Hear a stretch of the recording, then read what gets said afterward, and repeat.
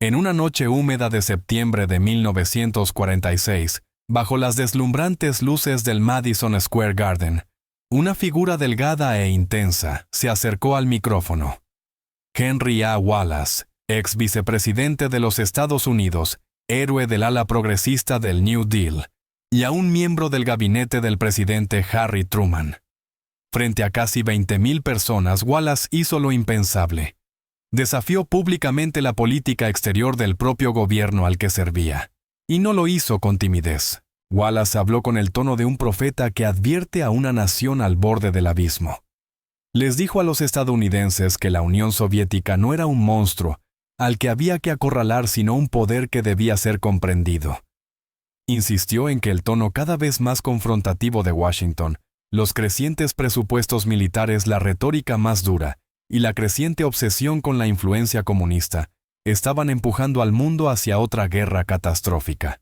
Necesitamos comprensión hacia Rusia, declaró, no provocaciones contra ella. La arena estalló en aplausos, pero en la Casa Blanca, la mandíbula de Truman se tensó.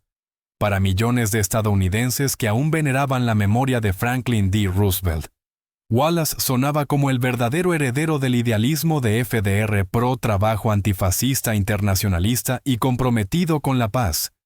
Pero para Truman, las palabras de Wallace eran más que un simple desacuerdo.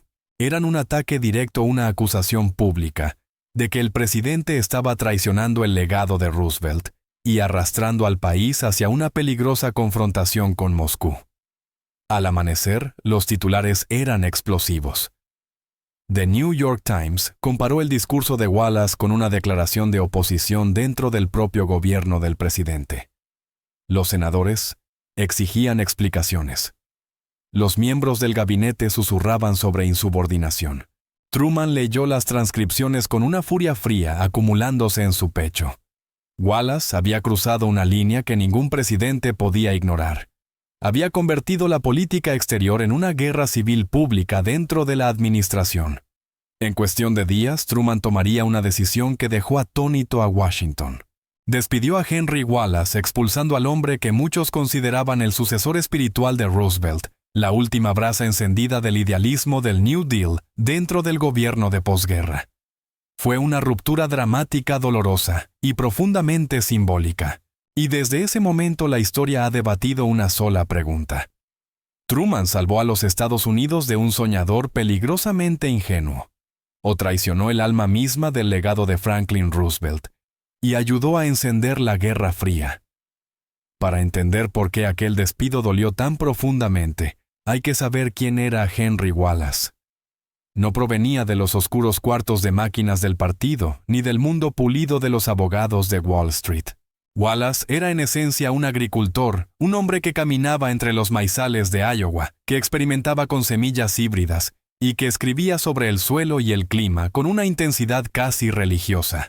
También era un tipo extraño de intelectual, parte científico, parte místico, parte técnico de políticas públicas. En la década de 1930, esa mezcla peculiar lo convirtió en uno de los arquitectos centrales de la revolución del New Deal de Roosevelt. Como secretario de Agricultura, Wallace ayudó a diseñar programas agrícolas que evitaron que familias desesperadas lo perdieran todo durante la Gran Depresión. Para muchos pequeños agricultores y trabajadores, no era solo otro funcionario en Washington, era la prueba viviente de que alguien en el poder realmente los entendía. Bajo FDR, la influencia de Wallace solo creció. En 1940, Roosevelt sorprendió al establecimiento del partido al impulsar a Wallace como vicepresidente en la fórmula electoral. De 1941 a 1945, Henry Wallace estuvo a un latido de la presidencia. Se pronunció contra la segregación racial en un momento en que hacerlo podía destruir carreras. Defendió los derechos laborales, el bienestar social y la cooperación internacional. Creía profundamente que Estados Unidos debía trabajar con la Unión Soviética después de la guerra, no convertirla en el próximo enemigo. Para el ala izquierda del Partido Demócrata, Wallace se convirtió en algo más que un político, era la conciencia del New Deal, el hombre que parecía más cercano a los sueños más idealistas de FDR. Y tal vez ese era precisamente el problema. Para 1944, Roosevelt era un hombre moribundo, que buscaba un cuarto mandato en medio de una guerra mundial.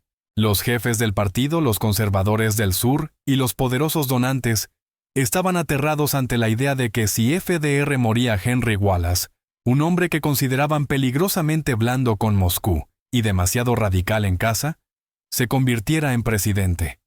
En la convención demócrata en Chicago se movieron contra él.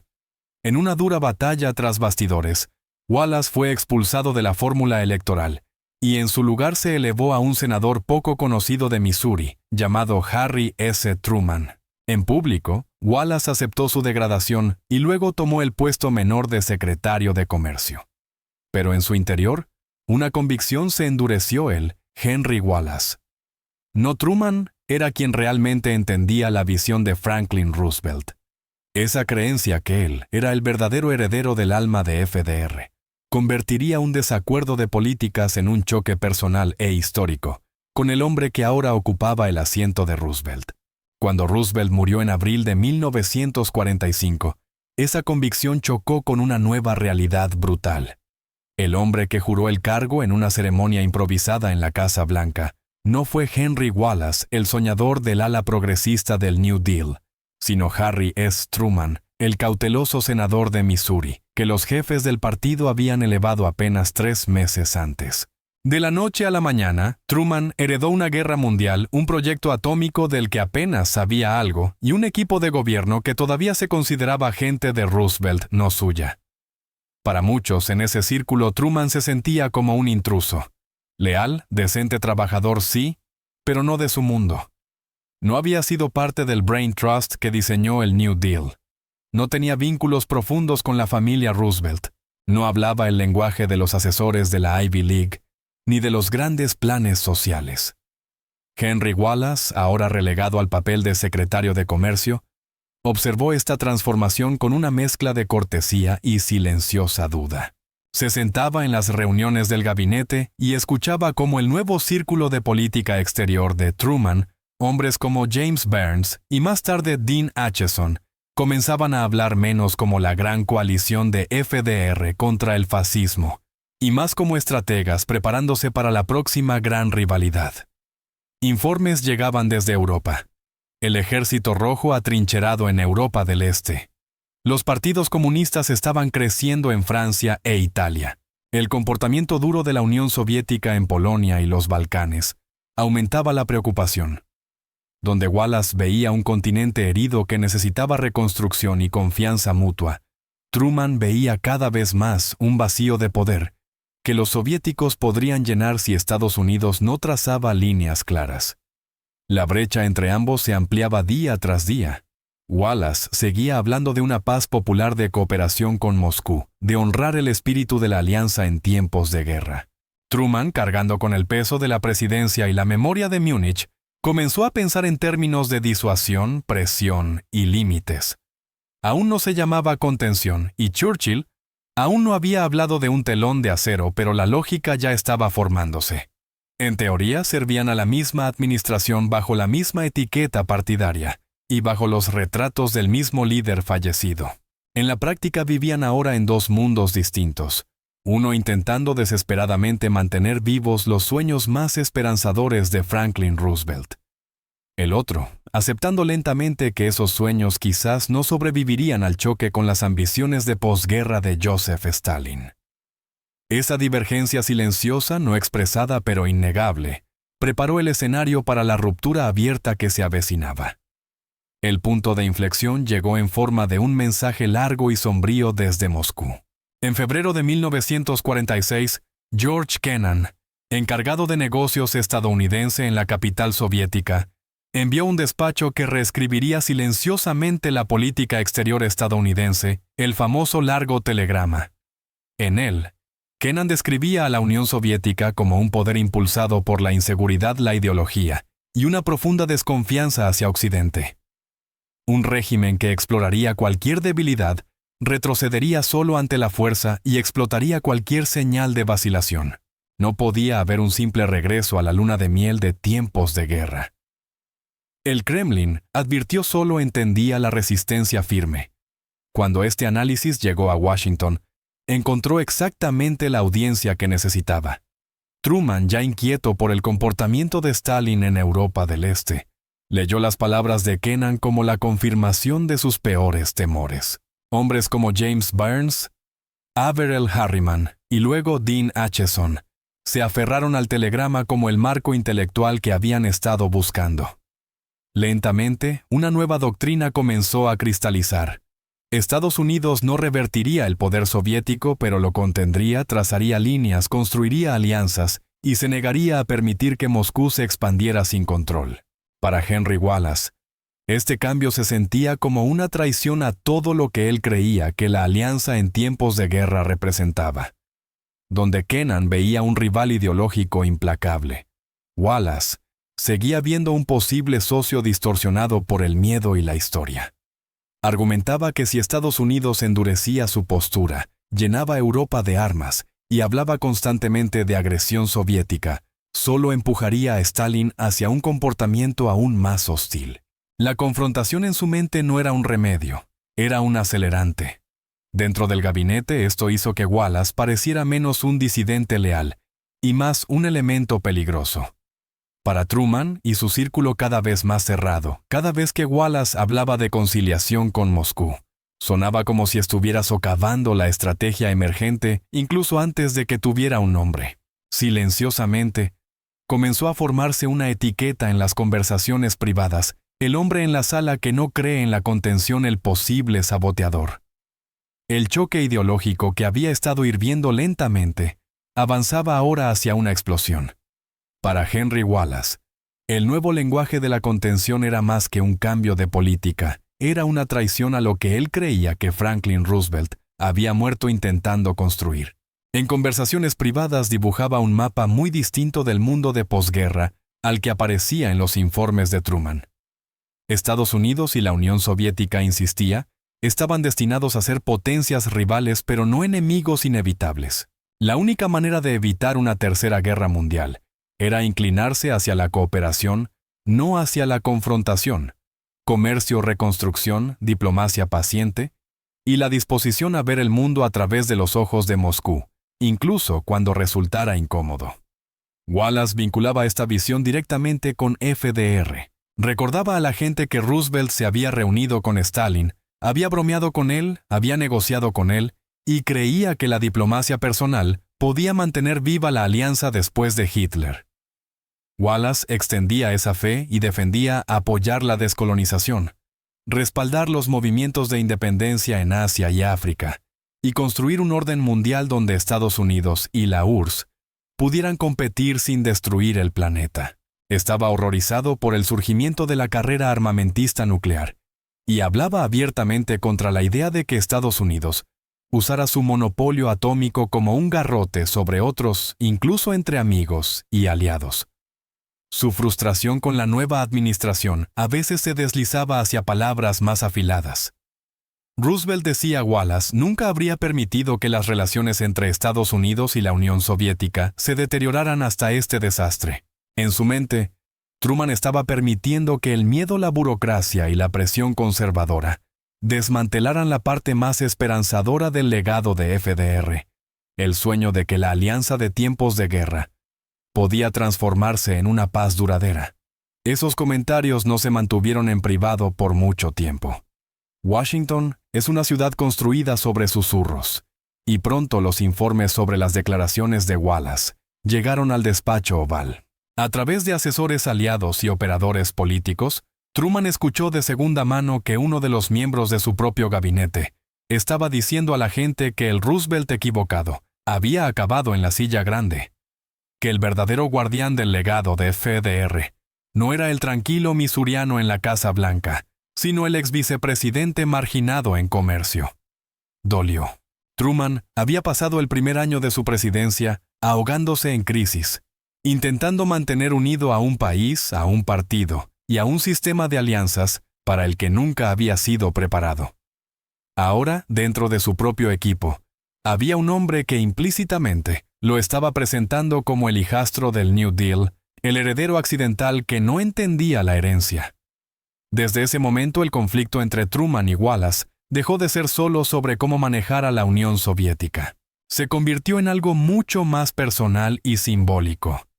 Una lucha por quién tenía el derecho de reclamar el manto de Franklin Roosevelt, quién era el verdadero sucesor del mundo que FDR había intentado construir, y quién estaba en proceso de deshacerlo. Toda esa frustración finalmente estalló a la vista pública la noche del 12 de septiembre de 1946. Wallace subió al escenario en el Madison Square Garden y transformó lo que podría haber sido otro discurso político más en un desafío directo al presidente de los Estados Unidos. Frente a una multitud rugiente, acusó a su propio gobierno de exagerar la amenaza soviética. Advirtió que el redoble de miedo proveniente de Washington estaba preparando el camino para una nueva carrera armamentista, y dijo sin rodeos que la estrategia emergente de Truman hacia Moscú era innecesariamente agresiva. En lugar de construir un mundo de cooperación después de la victoria compartida sobre Hitler, Wallace sostuvo que Estados Unidos estaba resbalando hacia una postura de hostilidad permanente, tratando a la Unión Soviética no como un socio que debía gestionarse, sino como un enemigo que debía provocarse. Llamó a comprometerse con Stalin, a comprender las ansiedades de seguridad rusas, a una política exterior que hablara más de pan y reconstrucción que de bases y bombarderos. El problema político no era solo lo que dijo, sino quién era él cuando lo dijo. Wallace no era un congresista sin peso ni un ciudadano privado. Era el secretario de Comercio en funciones, miembro del gabinete de Truman y ex vicepresidente de Franklin Roosevelt. Nadie en la Casa Blanca había aprobado ese discurso. Nadie había autorizado una alternativa pública a la política del presidente. Para Truman y sus asesores parecía que un miembro del gabinete acababa de anunciar desde un escenario de Nueva York una política exterior competidora. A la mañana siguiente, los titulares capturaron la conmoción. Wallace desafía la política del gobierno sobre Rusia y el secretario de Comercio denuncia la línea dura. En los pasillos del poder, la reacción fue aún más aguda. Los senadores hablaban de insubordinación. Los funcionarios del Departamento de Estado estaban furiosos porque sus negociaciones habían sido socavadas. Y en el despacho oval, Truman dejó de ver a Henry Wallace como un idealista difícil dentro del equipo. A partir de ese momento, Wallace le pareció algo mucho más peligroso, un centro rival de autoridad. Un hombre que estaba utilizando el prestigio de la memoria de Roosevelt para atacar el control del presidente, en un mundo que se dividía rápidamente. La explosión pública fue seguida por un frío silencioso en privado. Pocos días después del discurso en el Madison Square Garden, Henry Wallace fue convocado al despacho oval. Ya no había multitudes vitoreando ni focos ni ecos, solo el peso silencioso de la presidencia y la sensación de que algo irreversible estaba a punto de ocurrir. Las versiones difieren en cuanto a las palabras exactas, pero la esencia está clara. Truman, sosteniendo una copia del discurso, fue directo al punto. Había comprendido Wallace lo que había hecho. Se daba cuenta de que al denunciar el enfoque de la administración hacia la Unión Soviética frente a miles de personas y a través de todos los periódicos importantes de Estados Unidos, había destrozado la expectativa básica de lealtad dentro del gabinete. No se dirige una política exterior propia desde un escenario de estilo de campaña, mientras se forma parte del círculo íntimo del presidente. En ese intercambio tenso y cortante, Wallace no retrocedió. Presentó su discurso no como una rebelión, sino como una fidelidad a Franklin Roosevelt al New Deal y a la promesa de cooperación con Moscú durante la guerra. En efecto, le estaba diciendo a Truman: «Estoy hablando por el Franklin que tú estás traicionando». Usara o no esas palabras exactas, ese era el sentido. Invocó el nombre de FDR, la memoria de FDR, y las supuestas intenciones de FDR, como justificación para oponerse a la nueva línea dura. Para Truman, era más que insubordinación, era sacrilegio. Ya vivía bajo la enorme sombra de Roosevelt, constantemente comparado y siempre considerado insuficiente por algunos. Ahora, el ex vicepresidente de Roosevelt, en su propio gabinete, lo estaba presentando implícitamente como el hombre que había perdido el rumbo de FDR. La reunión no duró mucho. Truman finalmente se levantó señalando el final. Según se informa, cerró con una frase simple y llana: «Gracias, Henry». En el lenguaje codificado de la alta política, ese fue el sonido de la trampilla abriéndose. El 20 de septiembre de 1946, la Casa Blanca anunció que Henry Wallace dejaba de ser secretario de Comercio. La prensa reconoció de inmediato la magnitud de la ruptura, llamándola el mayor choque interno dentro del Partido Demócrata desde los tiempos de Woodrow Wilson. El drama silencioso y sofocante del despacho oval se había convertido en un divorcio público, y la lucha por quién llevaba realmente el legado de Franklin Roosevelt estaba ahora a la vista de todos. Despedido del gabinete, Wallace no desapareció. Si algo consiguió su destierro, fue afilar aún más su sentido de misión. Fuera de los muros del gobierno, adoptó el papel que sus críticos más temían: la conciencia pública de la izquierda. El hombre dispuesto a decir que la América de Truman se encaminaba hacia una guerra fría permanente que no comprendía realmente. Se convirtió en un imán para quienes se sentían traicionados por el nuevo estado de ánimo en Washington, pacifistas intelectuales de izquierda, nuevos desilusionados del New Deal, algunos sindicatos y un inquietante número de activistas dispuestos a ver con buenos ojos a Moscú. Wallace hablaba su idioma. Advirtió que Estados Unidos estaba construyendo un imperio de bases, que la bomba atómica estaba envenenando el futuro, y que una política de mano dura bloquearía al mundo en una carrera armamentista sin salida. Para 1948, su disidencia se había endurecido hasta convertirse en un desafío político directo. Wallace rompió con el Partido Demócrata y lanzó una candidatura presidencial de un tercer partido, bajo la bandera del Partido Progresista. En la campaña, fustigó a Truman por preparar la Guerra Fría, lo acusó de traicionar el legado de FDR, y prometió una política exterior basada en la negociación, el comercio y la coexistencia con la Unión Soviética. Para quienes desde la izquierda aún soñaban con que la Gran Alianza sobreviviera a la posguerra, Wallace parecía el último verdadero heredero de Roosevelt. Pero fuera de ese círculo, las dudas eran profundas. Los primeros casos de espionaje de la Guerra Fría y el comportamiento soviético en Europa del Este ya habían amargado a gran parte del público. Muchos estadounidenses se sentían incómodos con la cercanía de algunos de los partidarios de Wallace a frentes comunistas, y con la suavidad de su lenguaje hacia el régimen de Stalin. Incluso el propio movimiento obrero se dividió. Algunos sindicatos respaldaron a Wallace, pero los poderosos líderes anticomunistas del CIO y la AFL se alinearon tras Truman. Incluso dentro de la familia Roosevelt había división. Algunos admiraban los ideales de Wallace, otros temían su ingenuidad. En noviembre de 1948, el veredicto fue decisivo. Wallace obtuvo apenas una fracción minúscula del voto. Truman, a quien se esperaba ampliamente que perdiera, sorprendió al país con una victoria inesperada sobre el republicano Thomas Dewey. El golpe no solo avergonzó a los encuestadores, envió una señal política clara. Cuando se vio obligado a elegir el electorado estadounidense, rechazó el internacionalismo romántico de Wallace y eligió el camino más duro y pragmático de Truman hacia la Guerra Fría.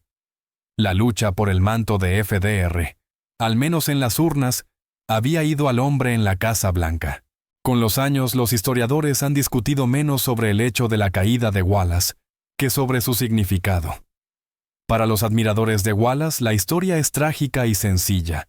Un discípulo visionario de Roosevelt fue expulsado por un hombre más pequeño y temeroso. En su opinión, Truman traicionó el espíritu de la diplomacia de tiempos de guerra de FDR, la idea de que una paz duradera requería empatía hacia los temores de seguridad soviéticos y disposición a comprometerse. Al despedir a Wallace y abrazar la contención, argumentan, Truman ayudó a encerrar al mundo en una guerra fría que podría haberse suavizado o retrasado, o incluso evitado si Estados Unidos hubiera apostado más por la cooperación en vez de la confrontación. Desde la perspectiva de Truman, el cuadro era muy distinto. El mundo de 1945-46 no era el mundo de las cumbres de guerra. Era un paisaje de golpes de Estado, purgas y regímenes de ocupación, tanques soviéticos en Europa del Este, presión sobre Turquía e Irán, y partidos comunistas recibiendo órdenes de Moscú. Todo ello sugería a Truman y a sus asesores no una ansiedad incomprendida, sino una expansión deliberada. En ese contexto, mantener a Wallace en el gabinete mientras denunciaba públicamente la línea de la administración y pedía confiar en Stalin parecía menos un noble pluralismo y más una autosaboteadora temeridad. Para ellos, despedir a Wallace no fue una traición a FDR, sino un acto de responsabilidad trazar una línea clara, que indicara que Estados Unidos no sería ingenuo ante el poder soviético. Debajo del debate de políticas yace una pregunta más profunda, casi moral. ¿Qué significa realmente ser el heredero de un líder fallecido? Es la persona que se aferra con más fuerza a las esperanzas más brillantes del líder, negándose a abandonar el sueño, incluso cuando la realidad cambia.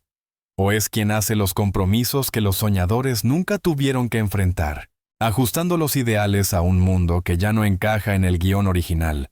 Cuando se eliminan los eslóganes y las etiquetas partidarias, el choque entre Truman y Wallace se convierte en un dilema atemporal. ¿Quién fue el verdadero guardián del legado de Franklin Roosevelt? ¿El hombre que siguió creyendo en su visión más generosa? ¿O el hombre que decidió que en un mundo más duro, la supervivencia debía venir antes que el sentimentalismo? Al final, la ruptura entre Truman y Wallace nunca fue solo una disputa entre dos hombres. Fue un choque entre dos visiones de lo que debe ser el liderazgo cuando el mundo se niega a comportarse como quisiéramos. Wallace se aferraba a los ideales más elevados de los años de Roosevelt, convencido de que la fe, la cooperación y la claridad moral aún podían moldear el orden de posguerra. Truman, cargando con el peso de la responsabilidad, creía que el mundo había cambiado, y que liderar significaba enfrentarlo tal como era, no como había parecido alguna vez. Su conflicto nos deja una pregunta que resuena mucho más allá de 1946, cuando los ideales chocan con la realidad. ¿Cuál debe elegir un líder? Si disfrutas el drama político surgido de los rincones ocultos de la Casa Blanca, historias de ambición, traición y decisiones imposibles que moldearon el mundo, asegúrate de suscribirte, darle me gusta al video y comentar desde dónde estás viendo. Tu apoyo me dice que quieres más capítulos desconocidos y polémicos de las vidas de Truman Roosevelt y los hombres que lucharon por moldear el futuro de Estados Unidos desde dentro de la misma habitación.